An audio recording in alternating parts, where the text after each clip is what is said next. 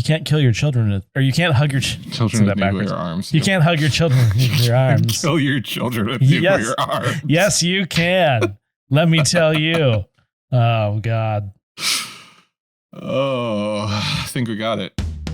Welcome to Namely 90s. Wow.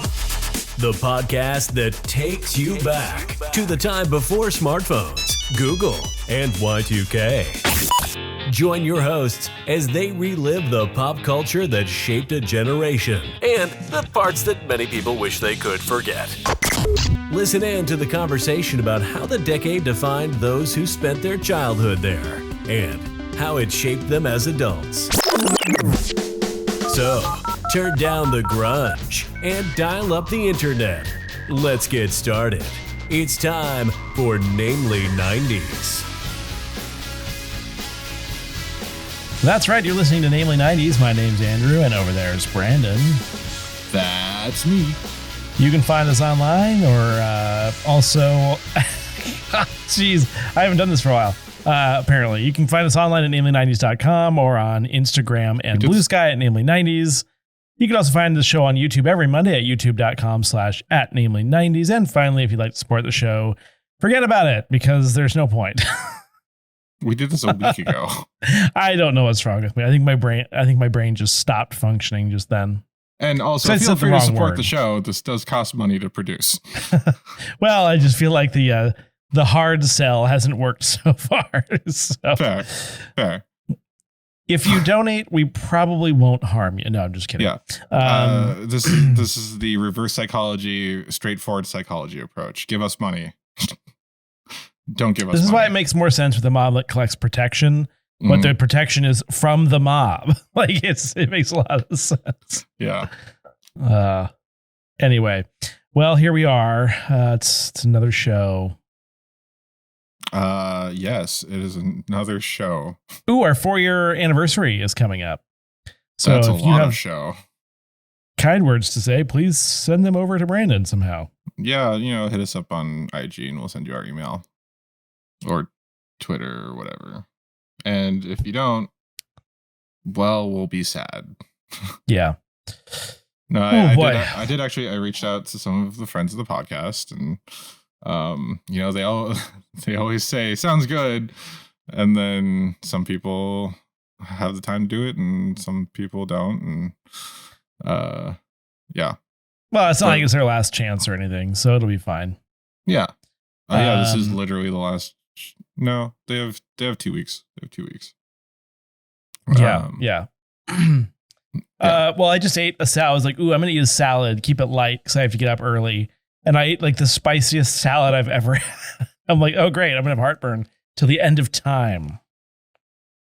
Correction, this is actually the last week you have to submit anything. We'll get those submissions in soon. Yeah. But yeah, I have spicy salad. Like it just ascending my esophagus. It's really unpleasant.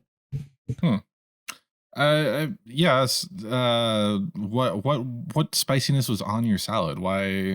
Well, it was like a Thai chili one, but usually to me, like Thai food is, well, like, okay, a salad that you'd get in a bag that has Thai chili to me sounds like that sweet Thai chili that's just kind of like has the flavor of chili but isn't spicy. But this thing was effing spicy.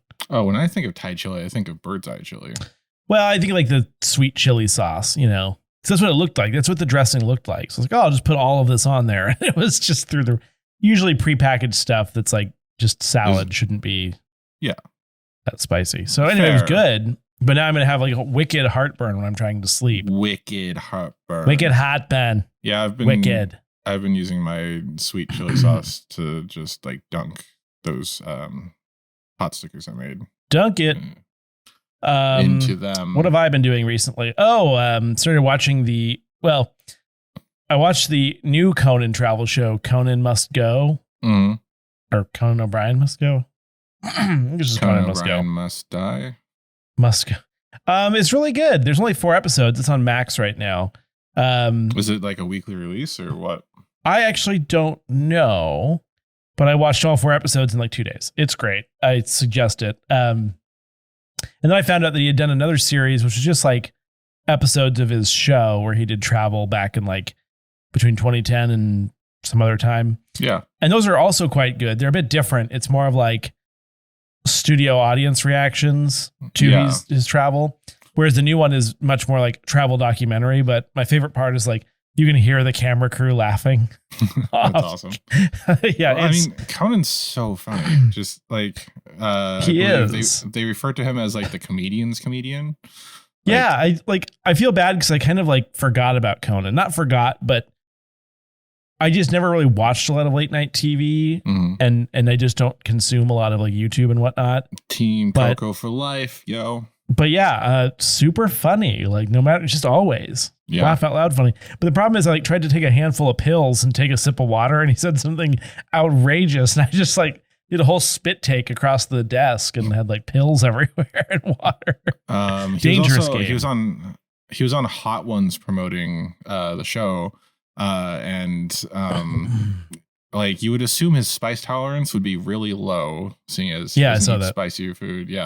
But he just goes hard because he's Conan, so he like commits, and he's just like mocking Sean Evans, like being like, this when does it get hot? When does it get hot? This isn't affecting me. And he like lathers like one of the last three, just like puts all of the hot sauce on it and just devours it, and it's like that is not good. That's gonna be worse than your digestion, right? Conan O'Brien also was guest on My Favorite Murder, episode 156, Mr. Cool and Nice, and it was a really good episode because he kind of talks about his true crime fascination, and it's just really a funny thing. But at one point, Karen Kilgariff was like trying to promote his podcast and calls it Conan O'Brien Has No Friends. That's funny. But anyway, yeah, it's been fun to kind of go back and watch some of this stuff because it's just still as funny as ever. And almost funnier. He was a little depressed when he started the Conan show. Oh, and by the way, the new travel show definitely explicit, which is funny. Nice. So it's like no reservations. It's like Parts Unknown, the Anthony Bourdain show. If Conan knew nothing about food and or travel. Yeah, but it's still fun. Anthony Bourdain knew nothing. Yeah. Yeah, exactly. What else? I don't know. We have the 4-year coming up. It's my birthday this week. It was Star Wars Day over the weekend. May the 4th be with you. Yes. It's also National Lispers Day. What the hell is a lisper? Oh, lisper. May the 4th be with you. Yeah.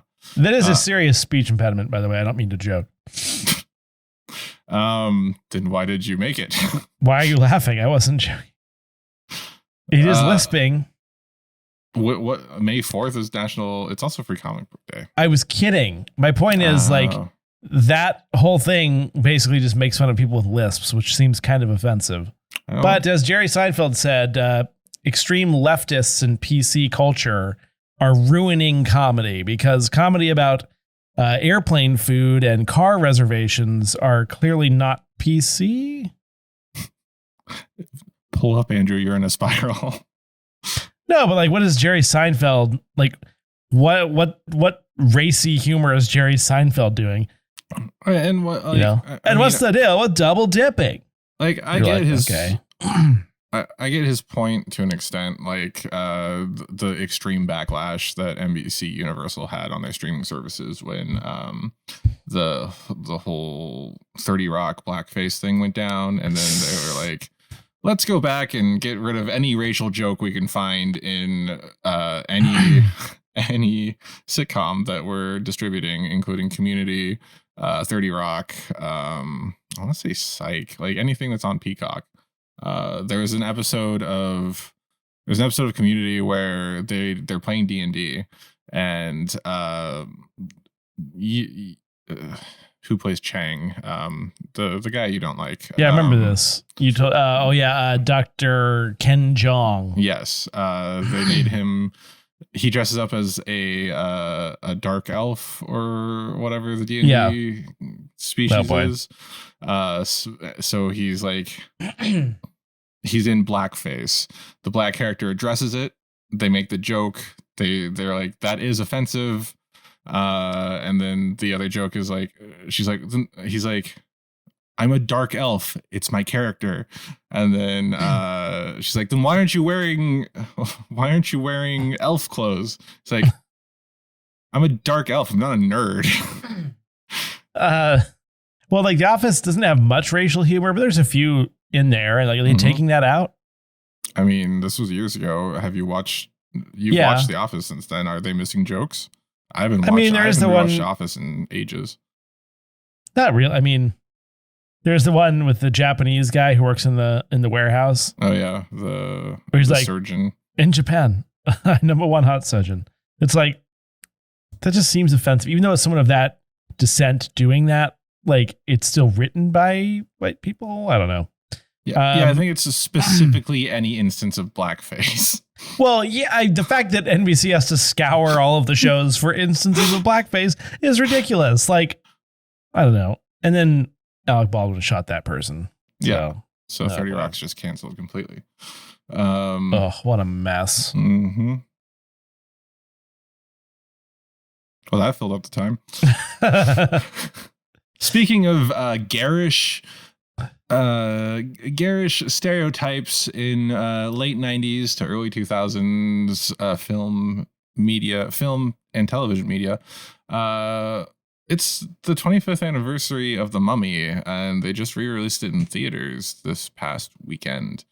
So we thought it would be fun to take a look back at The Mummy. It's in theaters? That could be kind of fun to go see. Yeah. It's also the same weekend that they're re-releasing Star Wars Episode 1, and some people are playing the original Star Wars. So kind of a big weekend for old movies from 25 years ago. But yeah, The Mummy, for those who don't know, it's a 1999 action adventure horror comedy starring Brendan Fraser, Rachel Weisz, John Hannah, and Arnold Vosloo.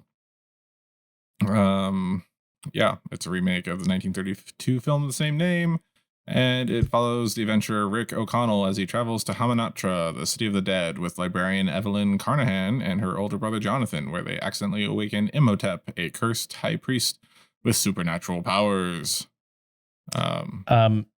Hymenoptera is the large order of insects comprising of wasps. Oh, slightly different. Theirs is Hymenoptera or something. But it's close. Yes. Which I believe means city of the dead. Not a bunch of wasps. Yeah. Although white in the movie, Anglo-Saxon what? They have the scarab beetles. Yes, the scarab beetles. People. This film was released on May 7th, 1999. And despite mixed critical reviews, it was a commercial success, which grossed over $416.4 million worldwide against a production budget of $80 million, which you could really see in that CG. Good or bad, you mean? Bad? I mean, better than Scorpion King, but some of it is a little... It's a little sus. Yeah, it's like, it's desert scenes during the day. It's not like nighttime Jurassic Park. Not as bad as that missile falling in Clear and Present Danger. That was pretty bad. And then it spawned 2 direct sequels, The Mummy Returns and The Tomb of the Dragon Emperor, and the prequel spin-offs, including the Scorpion King and the Scorpion King Returns. There was a second one, I swear. It had its own sequels. And there's an animated series which I think I watched. Now that I see those words. And they rebooted the franchise in 2017. Yeah, I always liked this movie. That was fun. Movie. It's like Indiana Jones for the late 90s, early 2000s. I think they could do it again, but I think Brendan Fraser needs to go hit the gym. Like, do that thing where those Hollywood actors, like, wake up at 2:45 in the morning and like pump iron for like 9 hours a day, like 6 weeks before they do a movie.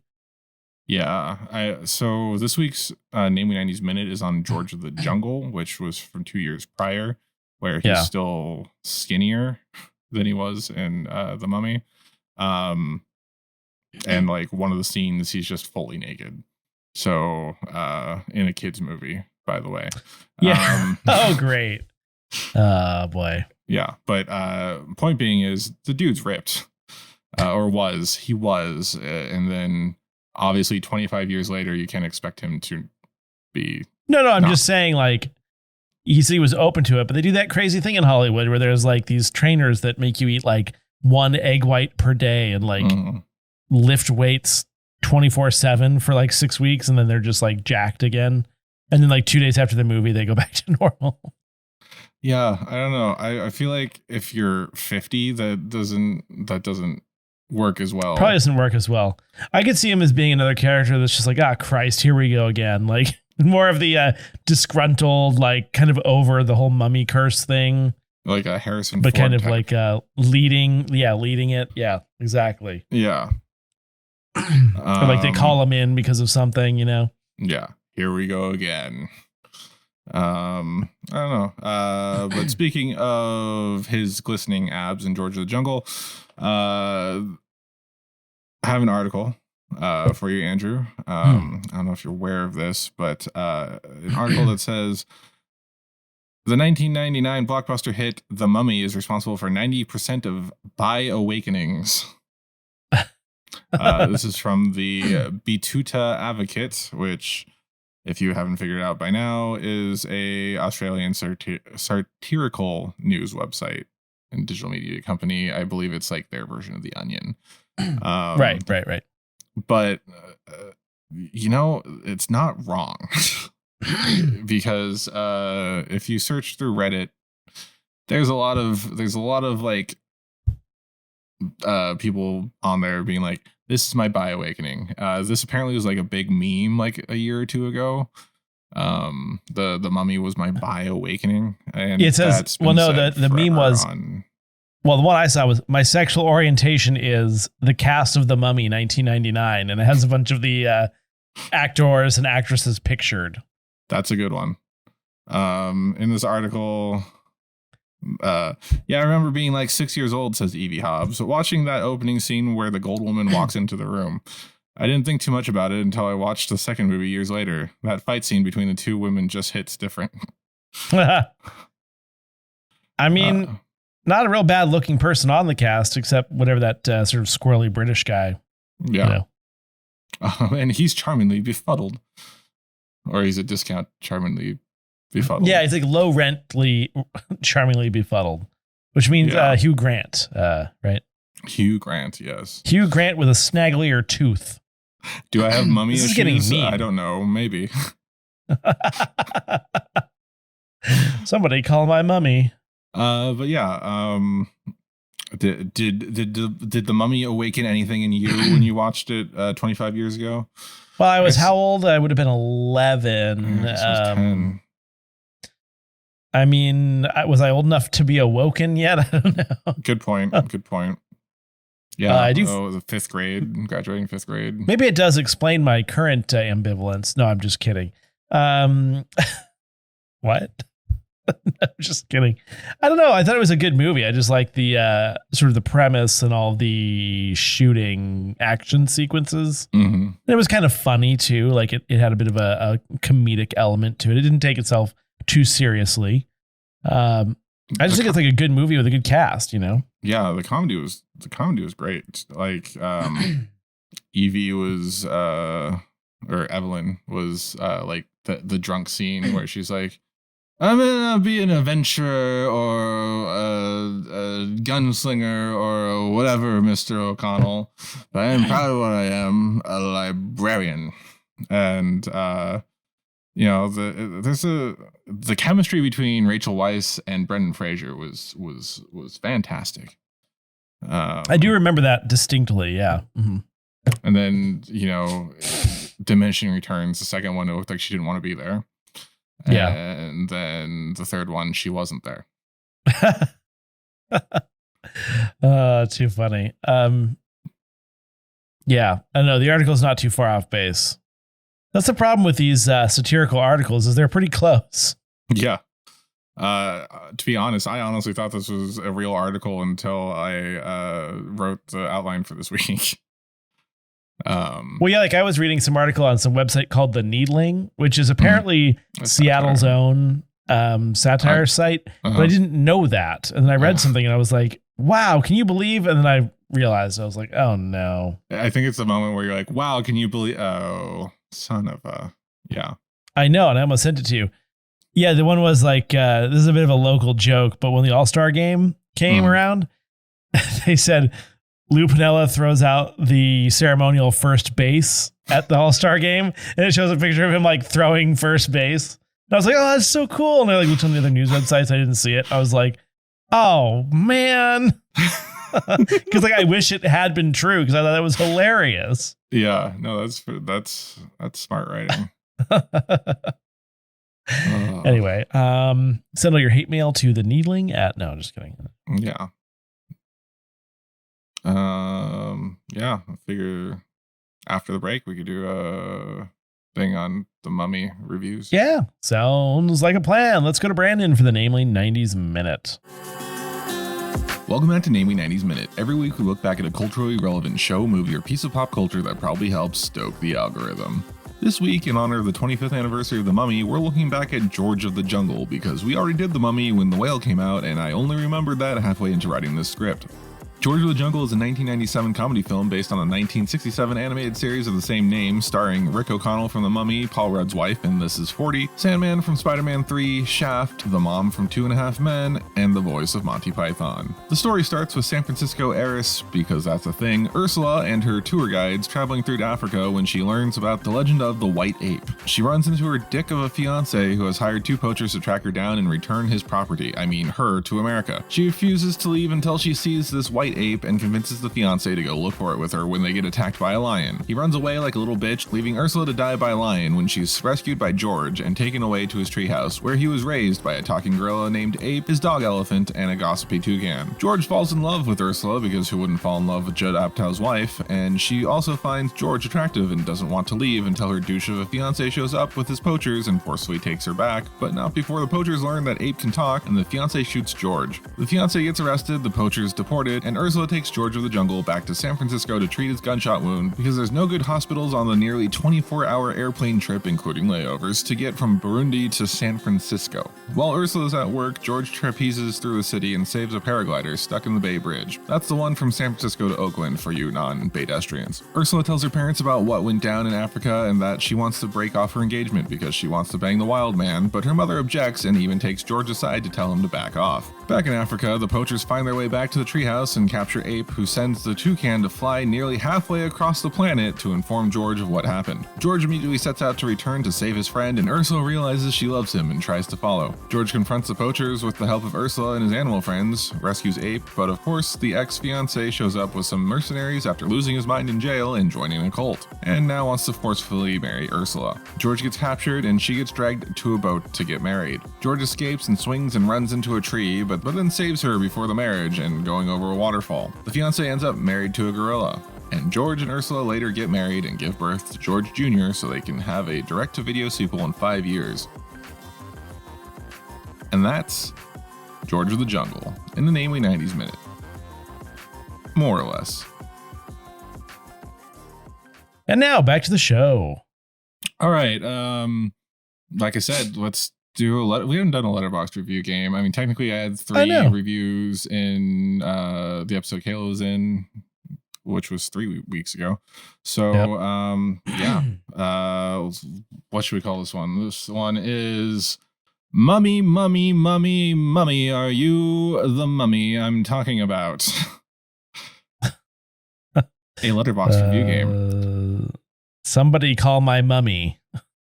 The game, I don't know. Yeah, but one of them's harder for our editor to do titles for.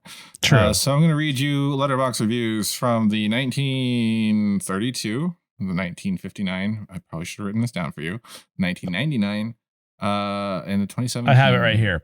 Mummy. Did I write it out? Yeah, it's 99, 32, 52, and 2017. It says perfect.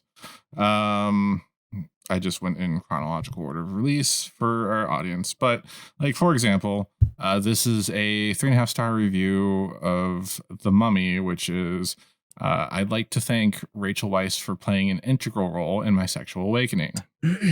Right. So that was 2017's The Mummy. No. Yeah, no, that was 1999's The Mummy. Yeah. Okay. Are you ready? Are you ready to play? You ready to go? Oh, I'm ready. Okay. 3 stars. Watched by Mumford and Sam's. Stop doing reboots. I'm begging y'all. Oh boy, this sounds decidedly like the 2017 one because I know it wasn't well received. Yep. I'm going 2017. Let me check here. Oh, sorry. Somehow I Hocus Pocus 2 threw in a Hocus Pocus 2 review. That one wasn't fair. Right off the bat. So weird. My bad. That wasn't fair. That wasn't fair. That wasn't fair. We should do something more fair. Let's start with this one. Why doesn't a mummy have 3 stars, 1 good fella, and then the kanji for me? No.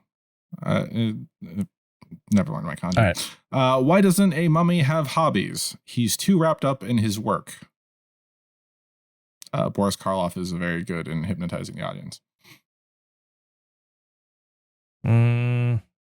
52. Sorry. Boris Karloff is very good in hypnotizing the audience. Boris Karloff, notable actor for playing deformed, monster characters in the early films. Okay, 1952. It's wait, did you say 52 or? I said 52.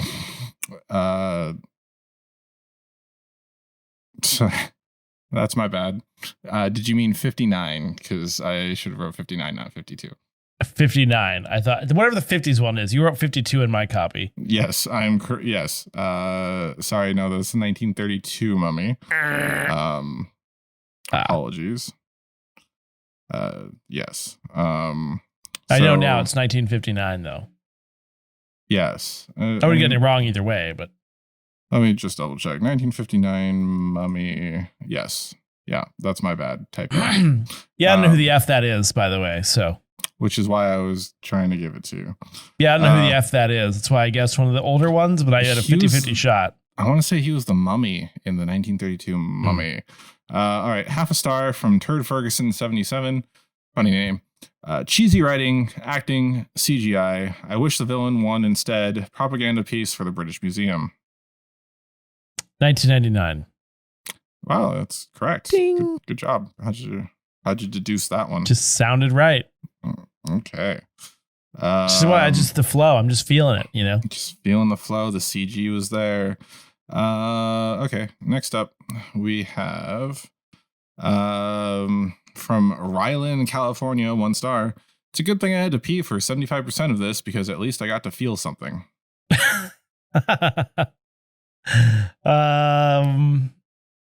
Gosh, 1959.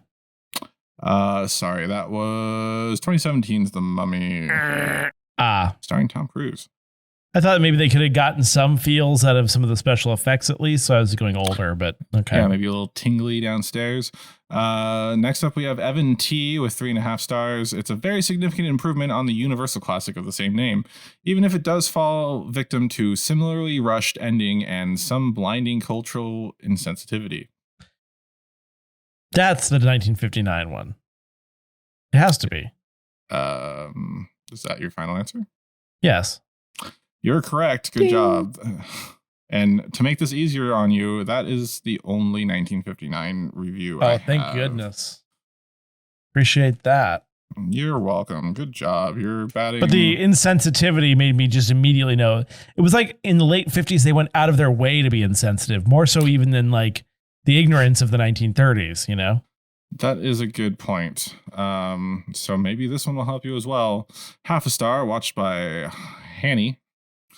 So effing racist, OMG. This is why you can't listen to bitches who make it their personality to watch old movies. 1932. Hocus Pocus 2. No, just kidding. Is 32 your final answer? Yeah. Do you want me to read that to you again? Sure. So fucking racist, OMG. This is why you can't listen to bitches who make it their personality to watch old movies. The problem is bitches who watch old movies could be like Gen Zers watching a 99 movie. That is entirely possible, Andrew. But I don't believe the 99 movie was like overtly racist, other than reinforcing some Egyptian stereotypes. Some, if not all. I'm still going to go 1932 as well. Okay. Though. Unfortunately, that is the 1999 Mummy. Yeah, that review's a little bit inflated to me, but True. This next one's a very long one. That's what she said. So buckle up. I might just stop reading it halfway through. This is 5 stars, added by The Horror of Marna Larson. Evan Rachel Weisz can't beat the gorgeous deco gown, and I like that there is more conflicted relationship here. ... I am aware that often the trade-off of 90s feminism is shit like making the female lead somewhat competent and giving her a skill, yet she is still sort of passed back and forth or guarded, confined to a room, or chased after, while Zeta Johann really embodies someone who has full agency, and desires, who is caught between worlds, unsure where she belongs to, possibly channeling feelings about her family's immigration to the United States when she was a child. This is a pretty cozy time hanging out in some tombs otherwise, though I didn't expect it to find a narrative from this. Oh, God. You want me to keep going? No, I want to hear no more of that review. Boy, I have real choice here. Of course, the whole be spoiled by sex, redeemed by the Savior only after true repentance is Sorry? I'm going to go with the 32 one. Even though I started with even Rachel Weisz can't beat that gorgeous. Okay.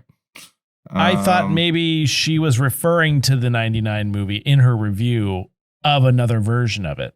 Because I didn't think you would just give me the answer with a character's name or actor's name.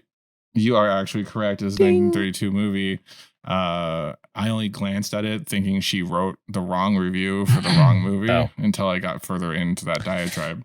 But it's kind of interesting that the 1932 movie is the only one where the woman like kind of gets a fair shake at things. It isn't just pigeonholed into the old woman in distress stereotype in the 30s. Yeah, true.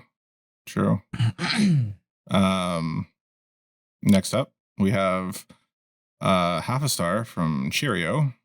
Let me hit it, and please, just once, Queen, please, gets all the moisture sucked out of my body.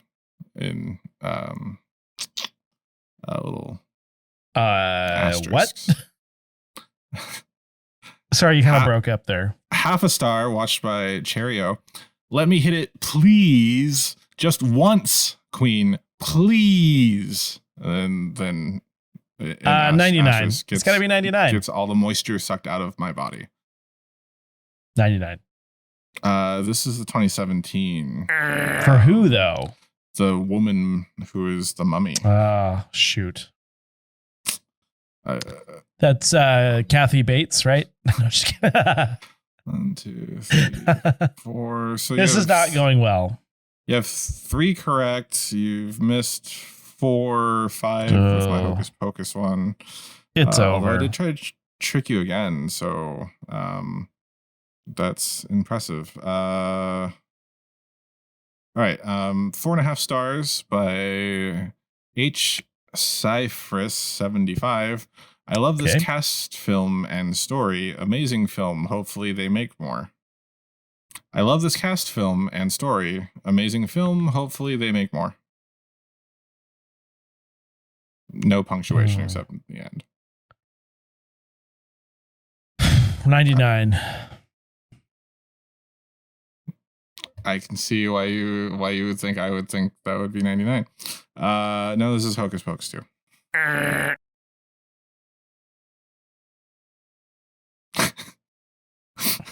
God, I hate you. There is a Hocus Pocus 3 coming up, I believe. No. Okay. We have a few more. Are you ready? Trying to redeem myself a little bit, yeah. Review from Patrick Willems. 2 stars. It is so goddamn weird that Tom Cruise is in this movie. That's the 2017 The Mummy. Final answer? If it's not that, I'm quitting. That's Hocus Pocus 2. No, you're correct. That was the 2017 Mummy. I thought now after I'm questioning everything. I thought after all the bait and switches, I could finally shoot it. Not do it. Okay. 1 or 2 more? 2 more? Sure, more? why not? I've already lost, so this is just for posterity, I guess. I don't know. You have 1, 2. Oh, I guess 4 out of like 8. 4 out of 10. 1, 2, 3, 4. 1, 2, 3, 4. Technically, if we throw out all the Hocus Pocuses, you're batting 500. Yeah, well, I could be at first place like the Mariners. Okay. Let's see. 5 stars. 5 stars solely for the beautiful women in this movie, not for anything else at all. It wasn't that good. Heart. 1999. That again, 5 stars. And then her review says 5 stars solely for the beautiful women in this movie. Ellipsis. Not for anything else at all. Period. It wasn't that good. 2017. Is that your final answer? 1999. Gonna need you to commit to something. 99. Final answer. Yes. It is the 2017 movie. Son of a bitch. I thought there was maybe a world in which someone didn't like the 99 film. Yes. Who's in the 2017 one? I don't even think there's a second woman in that film, so I don't know why they would. So Tom Cruise is the other woman.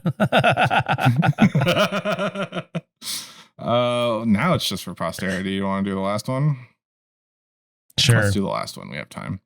1/2 star by Seamus Brethnock. This movie is so fucking racist and misogynistic, ? Sorry. This movie is... I have a voice for this neckbeard. This movie is so fucking racist and misogynist. So as in an Arab character who's a corrupt prison guard whose only 2 personality traits are being greedy and smelly. I do not understand why people like this movie. I don't know where I went at the end with that accent, but voice. Hocus Pocus 2. Final answer? No, I think that's it. 1932. 99. I've just got you so 99. Final answer? Yes. You're right. Good job. Ding. That is a review. Thank for you. 1999. Yeah, I remember that one squirrely guy who's always like just trying to steal stuff. And then just one more for fun. 1/2 star from our friend Black Peter Griff. My gay ass would never watch this. He's shown up in other. Well, that's not Hocus Pocus 2. Or is it? For all of you that don't watch the pod, I just gave Andrew a look. I mean, maybe the reason I'm saying not Hocus Pocus Black 2 is because Peter Hocus Pocus 2 is right in the demo. But a little pandering. I don't know. I haven't seen it.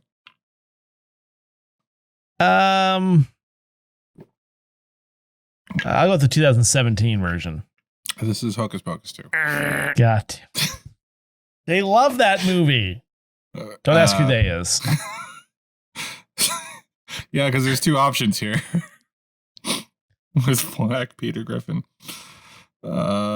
Okay. That was a miserable disaster for me. Yes, but removing the 3 Hocus Pocus reviews that just happened to stumble into my folder for some reason, you did 50%. You guessed as many right as you guessed wrong. Congratulations. Well, it's better than my statistical possibility of 25% correct.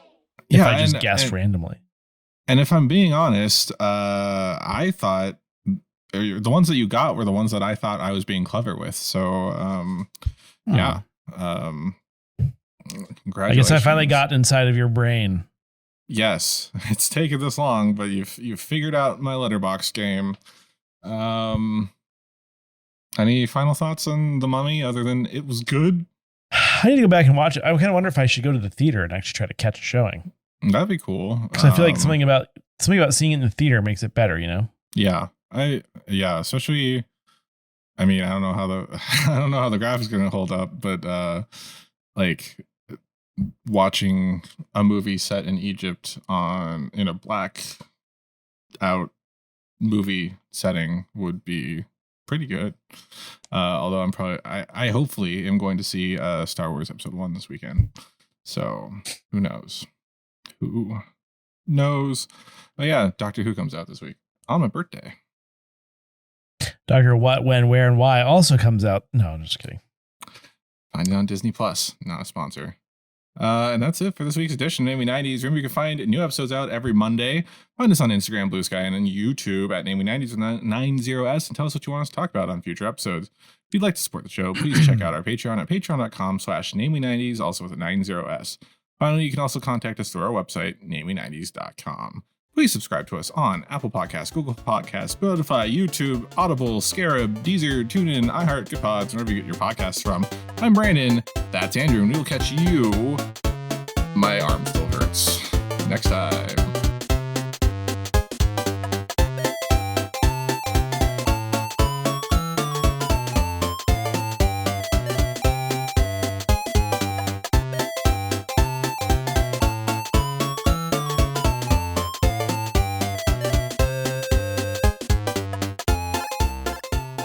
We thank you for listening.